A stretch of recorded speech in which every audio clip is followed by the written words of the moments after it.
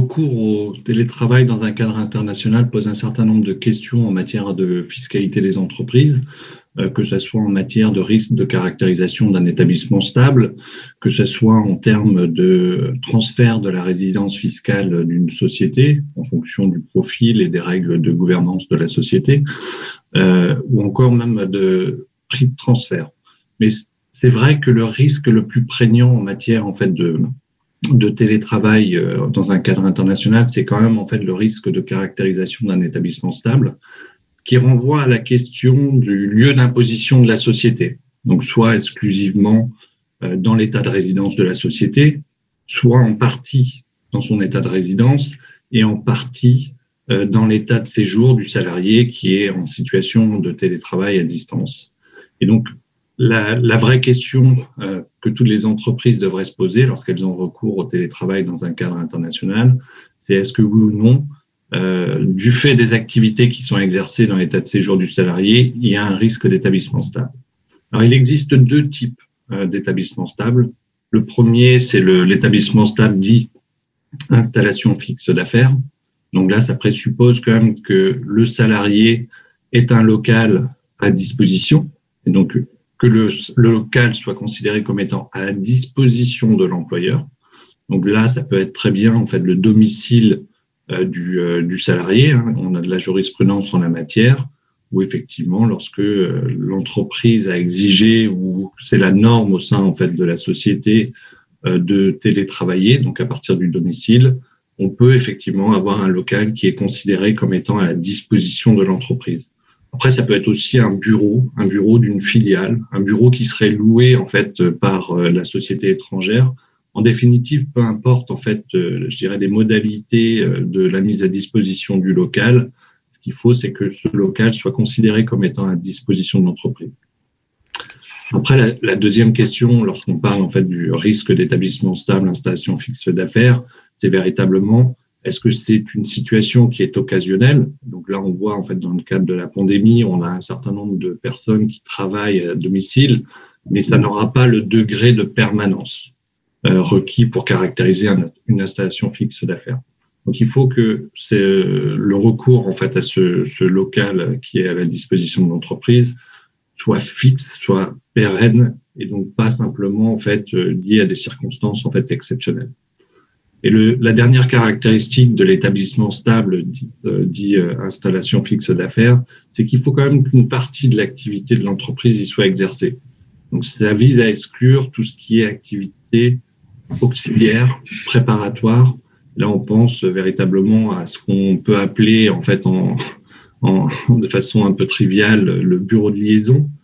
C'est lorsqu'on a des gens qui sont au sein d'un bureau et qui travaillent uniquement à de la collecte d'informations en vue potentiellement de l'implantation de l'entreprise dans le pays. Donc on est véritablement soit sur des fonctions qui sont très en amont de l'activité de l'entreprise, soit véritablement des fonctions, des activités qui sont très auxiliaires, donc qui ne touchent pas au cœur de l'activité de l'entreprise. Le deuxième risque en matière d'établissement stable, c'est véritablement l'établissement stable dit agent dépendant. L'agent dépendant, c'est le salarié qui serait en situation de télétravail dans un cadre international. C'est un dirigeant, c'est un administrateur. En tout cas, c'est quelqu'un qui est dépendant de l'entité étrangère. Et pour caractériser véritablement un établissement stable, il faut que l'agent dépendant exerce une activité habituelle dans le pays de séjour, donc qui n'est pas par définition l'état de résidence de la société, et qu'il ait un certain nombre de pouvoirs. Donc on parle généralement du pouvoir de conclure des contrats pour le compte de l'entreprise. Il faut faire très attention à cette notion de conclusion de contrat, parce que ce soit l'administration fiscale française, par exemple, elle en a une définition assez large. C'est la négociation des principaux termes et conclusions. Et lorsqu'on voit les derniers développements de l'OCDE en matière de conclusion de contrat, et donc tout ce qui vise à lutter contre les schémas pour éviter la caractérisation d'un établissement stable, on voit bien que cette notion est en train de s'élargir considérablement. Et on est aujourd'hui sur l'agent dépendant qui joue le rôle principal en vue de la conclusion de contrat par la société étrangère. Donc une notion très large sur laquelle il faut être très vigilant. Merci Eric. Effectivement, alors, les principes sont très clairs. Ils soulèvent des risques. Est-ce qu'on peut illustrer concrètement leur application? Si on prend le cas en fait de l'établissement stable, installation fixe d'affaires, la situation elle est assez basique. Et c'est le cas en fait qu'on va retrouver dans un certain nombre en fait de groupes aujourd'hui. C'est une société X qui serait résidente d'un État A, qui emploie en fait un salarié qui est normalement supposé travailler dans l'État A et qui, pour des raisons soit de convenance personnelle ou alors dans le cadre tout simplement de la politique du groupe, on a recruté en fait un salarié en se disant qu'il va prospecter le marché étranger donc de l'État B et donc il va travailler, on va lui mettre à disposition potentiellement un local où on va lui demander en fait de travailler à partir de son domicile personnel. Donc on voit bien là en fait qu'on a en fait un salarié qui travaille dans un État qui n'est pas celui de résidence de la société. Donc encore une fois, lorsqu'on est en fait dans ce cas-là, je pense que ça doit éveiller, je dirais, soit les départements RH, soit les départements fiscaux. Après, encore une fois, lorsqu'on est en fait dans un cadre un peu exceptionnel, type pandémie, on a en fait l'ensemble des commentaires de l'OCDE qui disent que effectivement un bureau comme un bureau à domicile ne se peut pas caractériser un établissement stable s'il n'y a pas un certain degré de permanence dans l'utilisation de cet établissement stable. Donc, si on est dans une situation exceptionnelle, on n'est pas véritablement en risque. Si par contre cette situation doit perdurer, c'est là où il faut véritablement se poser les questions. Est-ce que oui ou non, le domicile ou le local en fait qui est mis à disposition du salarié est véritablement à la disposition en fait de la société X? Dans les commentaires en fait au CDE sur le modèle de convention internationale, on voit bien que normalement il faut que l'utilisation du domicile soit exigée par la société. Donc encore une fois, c'est par le fait que le travail doit être accompli dans l'État B et que la société ne mettrait pas, par exemple, un bureau à disposition par ailleurs de la société, de l'employé. Pardon. Et on a de la jurisprudence sur ces sujets-là. Donc on a de la jurisprudence sur un bureau à domicile qui aurait caractérisé un établissement stable. De la même manière, on a en fait de la jurisprudence sur un salarié qui utilise les bureaux d'une filiale en fait de la société X et qui caractériserait un établissement stable dit installation fixe d'affaires. Si on passe à la slide suivante, on voit aussi l'illustration de l'établissement stable dit agent dépendant. Donc là, en fait, on touche plus aux fonctions qui sont réellement exercées par le salarié dans l'État B. Donc on est à peu près en fait dans le même schéma. Donc une société X résidente de l'État A, le salarié qui séjourne et qui travaille dans l'État B. Et là, en fait, ce qu'on va viser plus spécifiquement, c'est qu'est-ce qu'il fait au quotidien? Est-ce qu'il négocie des contrats avec les clients dans l'État B? Est-ce qu'il est capable d'engager la société, en fait, la société employeur? Et dans ce cas-là, effectivement, s'il est capable, en fait, de façon habituelle de signer des contrats engageant la société X, là, on tombe sous le coup, en fait, de l'agent dépendant. Et encore une fois, je rappelle, parce que c'est important, la notion de conclusion de contrat entendue au sens très large. Si derrière, on a simplement une validation purement formelle, donc une ratification de tout ce qui a été négocié et décidé par le salarié dans l'État B, on voit que la jurisprudence peut considérer que le salarié finalement a l'autonomie de signer, d'engager la société X. Très bien. Et toutes mes excuses, Grégoire, je me suis pris les pieds dans les écrans tout à l'heure. J'ai appelé Eric. Je me demandais pourquoi Eric parlait de fiscalité. Alors, tout ça est effectivement, illustre bien l'enjeu de l'établissement stable et effectivement les zones quand même d'incertitude, en tout cas de discussion. Et précisément, donc pour aborder ces situations, quelles sont les bonnes questions qu'il va falloir se poser? Il y a un certain nombre de questions qui doivent être posées, et c'est autant pour la direction des ressources humaines que pour le département fiscal. L'idée est d'avoir une approche assez holistique et d'essayer d'avoir une bonne maîtrise de la situation de fait. Donc la première question qui doit se poser lorsqu'on a recours au télétravail dans un cadre international, c'est est-ce qu'il existe en fait une convention de double imposition entre l'état de résidence de la société et, je dirais, l'état de séjour du salarié. Pourquoi c'est important de se poser cette question, c'est que les conventions de double imposition apportent un certain niveau de protection pour la société en matière en fait de caractérisation d'un établissement stable. Les critères en droit interne dans la plupart des pays sont beaucoup plus bas et donc on caractérise très vite un établissement stable. Après, encore une fois, dans une approche holistique, il ne faut pas se concentrer uniquement sur le salarié pour lequel on est en train de revoir la situation. Il faut quand même avoir une bonne vision de tout ce qui se passe dans l'état de séjour du salarié. Est-ce qu'il y a d'autres salariés? Est-ce qu'il y a d'autres personnes qui travaillent dans ce même état? Et quels sont véritablement les profils qui sont détachés et quels sont les pouvoirs qui sont conférés en fait à ces salariés, à ces agents? Ça peut être un directeur, ça peut être un administrateur, un dirigeant. Quels sont les pouvoirs réels de ces personnes? Et bien évidemment, plus les salariés concernés par le télétravail dans un cadre international sont autonomes, donc ont des pouvoirs en fait de management, plus le risque en fait d'établissement stable sera élevé. Après, comme on l'a vu, le télétravail c'est pas forcément à temps plein, donc il faut aussi regarder quelles sont les activités réelles dans le pays de résidence du salarié ou le pays de séjour.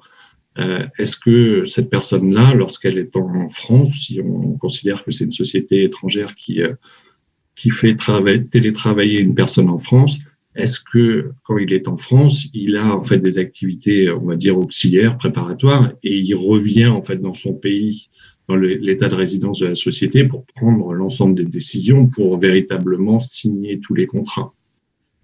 On l'a vu par rapport au risque de établissement stable, agent dépendant, l'importance en fait de la négociation et de la signature de contrat. Donc, est-ce que cette personne-là, lorsqu'elle est en situation de télétravail dans son état de séjour, est-ce qu'elle négocie? Est-ce qu'elle signe des contrats? Est-ce qu'elle a des interactions avec l'ensemble de la clientèle? Donc, toutes ces questions-là, je pense que c'est primordial pour essayer d'appréhender le niveau de risque encouru par la société. Après, on a bien sûr la question des moyens mis à la disposition. Donc là, ça touche potentiellement au risque d'établissement stable dit installation fixe d'affaires.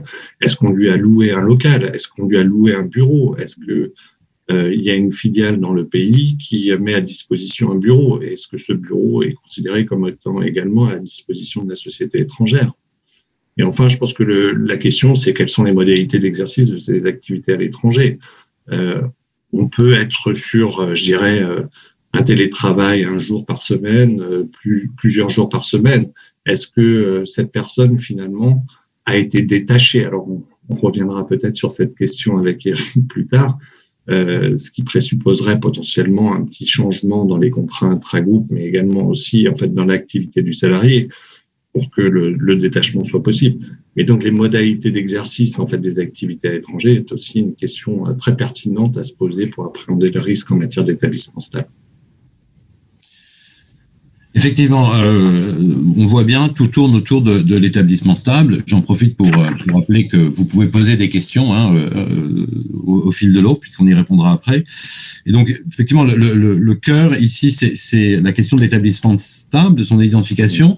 Quels sont donc les enjeux qui sont liés à l'identification de l'établissement stable ? Ils sont multiples, en fait, en définitive, parce que lorsqu'on a un risque d'établissement stable, on a, dans un premier temps, un risque de double imposition. Imposition, d'une part, dans l'état de résidence de la société, mais imposition également dans l'état, en fait, de séjour du salarié. On n'arrive pas toujours à éliminer les doubles impositions lorsqu'on a potentiellement des divergences de vues entre les deux états sur oui ou non on a caractérisé un établissement stable. Mais il faut aussi penser que lorsqu'on est, si je prends le cas de la France, si on est dans un cas de redressement, l'administration fiscale française pourrait considérer qu'il y a une activité occulte qui a été réalisée en France, considérer que le délai de prescription est étendu à 10 ans. Donc la question derrière, c'est est-ce qu'on arrive à avoir un ajustement corrélatif dans l'état de résidence de la société, auquel, si on n'y arrive pas, on a un risque réel de double imposition. Après, c'est la gestion du risque et des pénalités. C'est des pénalités fiscales, ça je pense que tout le monde l'a bien en tête. Lorsqu'on se fait redresser pour un établissement stable, les pénalités peuvent aller jusqu'à 100% donc, de l'impôt éludé, donc les montants peuvent être assez importants, mais on a aussi en fait des risques en matière pénale. On a forcément des coûts en matière de procédure, puisqu'il va falloir suivre la procédure, que ce soit fiscale et potentiellement pénale. Et enfin, on a des impacts qui sont pas négligeables sur les talents, puisque si on se fait en fait redresser en matière d'établissement stable, par rapport à des situations de télétravail, ça veut dire qu'il y a potentiellement eu une visite domiciliaire au domicile du salarié. Ça peut être quand même un peu gênant et en termes de gestion du talent, ça peut être un peu problématique. Et puis, c'est l'enjeu d'image en fait pour les sociétés lorsqu'on se fait redresser avec communication dans la presse des montants de redressement, ça fait pas toujours bon effet. Ensuite, on peut aussi se dire on prend acte du fait qu'on a un risque d'établissement stable, donc on va reconnaître cet établissement stable. Forcément, ça entraîne des contraintes en matière de compliance et de reporting. Si on enregistre l'établissement stable ou une succursale, il va falloir déposer en fait des LIAS, il va falloir en fait déterminer la quote-part de profit qui doit être allouée à l'établissement stable. Donc tout ça, c'est des coûts supplémentaires en termes de compliance et de reporting. Et enfin, on a le sujet, donc c'est là où on voit en fait toute la connexion qu'il y a entre établissement stable et prix de transfert. Parce que une fois qu'on a caractérisé un établissement stable, la question qui vient après, c'est quel est le montant de profit qu'on doit allouer à cet établissement stable. Donc, on a en fait bien évidemment des obligations en matière de prix de transfert. Quel est véritablement le montant de profit lié aux activités, donc au profil fonctionnel de l'établissement stable, et donc des personnes qui travaillent en France et qui caractérisent par leurs activités l'établissement stable.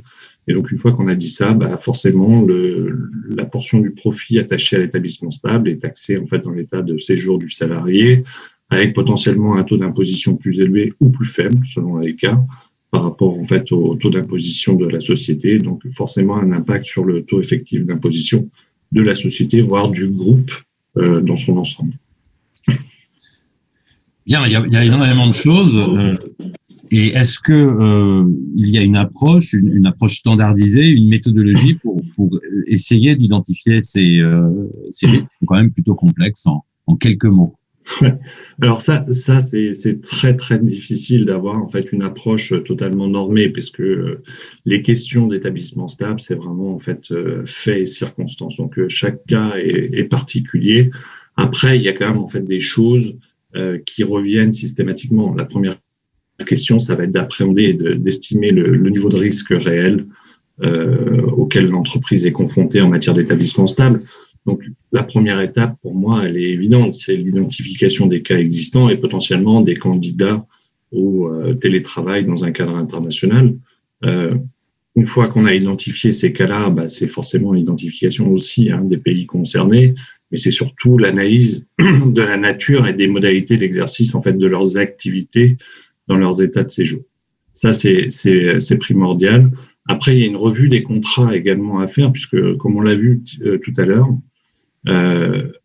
pour caractériser un établissement stable dit installation fixe d'affaires, il faut qu'on ait des locaux à disposition en fait de l'entreprise étrangère. Donc, il faut aller rechercher dans les contrats intra-groupes si le local, le bureau qui est mis à disposition en fait du salarié est véritablement à disposition de la société. Si on est en fait en face d'une personne qui est salarié d'une société X résidente de l'État et qui a pas de badge pour entrer dans les bureaux de la filiale étrangère, on va avoir du mal à considérer que le local est à disposition du salarié. De la même manière, c'est le contrat de travail qui doit être revu, parce que si on dit dans le contrat de travail que le salarié travaillera depuis son domicile, là, c'est bien en fait l'employeur qui, quelque part, a considéré que le salarié devait travailler depuis un bureau chez lui. Et donc, à partir de là, la condition de est-ce que le local a été mis à disposition et est-ce que c'est exigé de travailler en fait depuis le domicile, elle sera remplie. Une fois qu'on a revu un peu tous les éléments de fait et tout ce qui est fait et circonstances, il faut analyser et documenter le risque. Bon, la conclusion peut être positive ou négative, mais en tout cas, c'est important de documenter tout ça puisque, encore une fois, le délai de prescription, si on prend le cas de la France, ça peut être étendu à 10 ans. Et dans 10 ans, ça sera compliqué en fait de retrouver tous les éléments de fait et de circonstances. Une fois qu'on a, je dirais, une bonne vision en fait de l'ensemble des cas qui peuvent se poser, je pense qu'il faut quand même et ça rejoint la problématique sociale, il faut qu'on ait des protocoles, il faut qu'on ait trié les fonctions qui peuvent être réalisées à distance, à l'international, et que ça soit très clair au niveau en fait des salariés sur ce qu'ils peuvent faire dans leur état de séjour. Est-ce qu'ils peuvent signer les contrats ou est-ce qu'ils doivent revenir en fait dans le pays pour signer? Est-ce qu'on met en place en fait des protocoles non pas formels de revue des contrats qui seraient négociés par le salarié, mais avec potentiellement un droit de regard et de refus des contrats qui seraient suggérés par le salarié, par des personnels qui seraient vraiment en présentiel dans l'état de résidence de la société. Après, lorsqu'on a véritablement donc un risque avéré d'établissement stable, on va se poser les questions un peu classiques. Est-ce qu'on a recours au détachement avec toutes les problématiques sociales que ça peut avoir? Donc, est-ce qu'on va le mettre au sein d'une filiale et est-ce qu'on va changer un peu son poste? Est-ce qu'on va changer les contrats intra-groupe entre la filiale et la société mère pour encadrer le travail en fait qui est réalisé par le salarié? Ou est-ce que tout simplement on enregistre une succursale ou une filiale nouvelle? Une filiale pour un salarié, ce serait peut-être un petit peu un peu surprenant, mais par contre une succursale, et s'il y a plusieurs salariés, pourquoi pas en fait avoir une filiale en fait dans l'état de séjour. On revient sur la problématique prix de transfert. Une fois qu'on a enregistré une succursale ou une filiale, c'est déterminer le profit qui est alloué à l'état de résidence. Et puis, peut-être une mise en garde, c'est que les situations changent, les règles changent.